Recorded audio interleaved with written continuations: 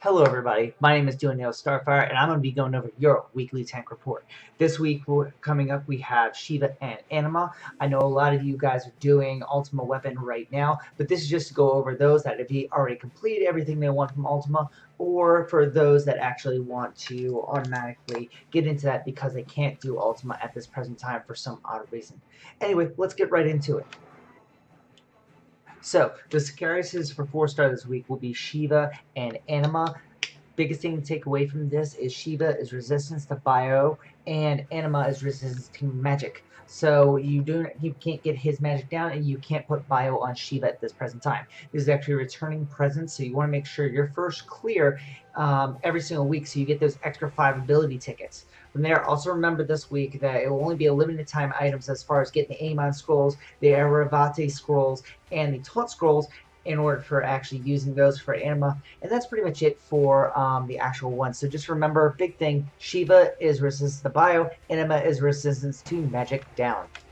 Alright guys, now we're actually going to go over in my opinion, the best to worst tanks that you can actually use this week. The best tank you can actually use this week is actually your Heretic Knight. Your Heretic Knight actually has the ability to drive fire, dark orbs and actually get you situated. It also has that lockdown combo of the stun and slow in order to completely lock down the Sicariuses for this week. Also, I recommend taking Weaken. Weaken is going to be very helpful if you have a light attacker against Anima because you can take him down quickly. And last but not least, if you have a Dark Taunt card or any taunt card, definitely take that one in order to actually do it. It's going to be very good, and I recommend every single tank at least have one taunt card on their character. Next person that we're going to go over is the Knight. Knight. Honestly, same thing with the stun lock combo here, stun and slow. Then also taking Hecate's Share to lower down Anima's defense. And then also right after that, taking Gladio. Honestly, it's going to be very strong that you use your Knight in order to do that lockdown combo. That's going to be your biggest thing out of that there.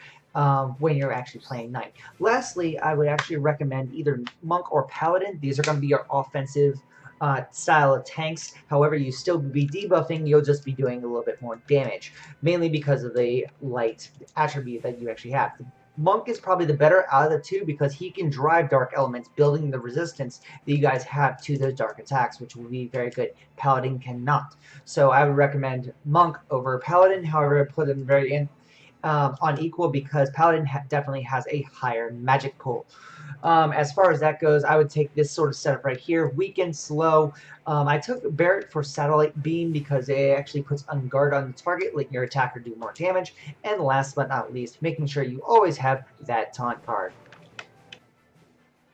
So guys, this week we went over some really quick builds, honestly, for in my opinion, the best to worst as far as tanks this week. You can use other debuff cards. These are just the ones I recommend for you to use. If you feel like you do better with other classes or stuff like that, that is all your opinion. I give you more power to you guys if you can actually take down these Sicariuses with those things. But anyway, this is just in my opinion and the way I actually build.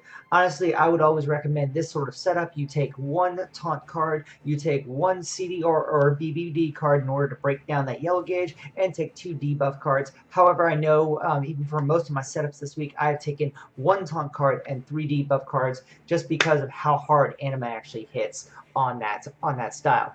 Another thing you want to remember this week is that you want to be driving those dark orbs on Anima Fight. He hits like a truck, so that's the biggest thing, is making sure your party is okay. Last but not least, make sure that you're always driving your heart orbs to help your healer out whenever he can't actually heal. That makes a big impact on your party's overall health pool and keeping everybody alive. So defenders, make sure you are driving. You're not the attacker. You're not the breaker. You're a helpful secondary support. Help out your team as much as possible. And that's it. Lastly, guys, I want to say thank you for actually watching my weekly videos. I've gotten a lot of positive feedback on both Reddit, YouTube, everything like that, including on Twitch when I stream for these weekly tank videos. They not only help regular people out, but everybody included. I want to basically thank all the Redditors that have helped me build down this and actually condense it in from the original 20 minutes it used to be down to these little quick one. So thank you guys very much for that. And I will definitely see you guys next time. But until then, Duoneo Starfire out.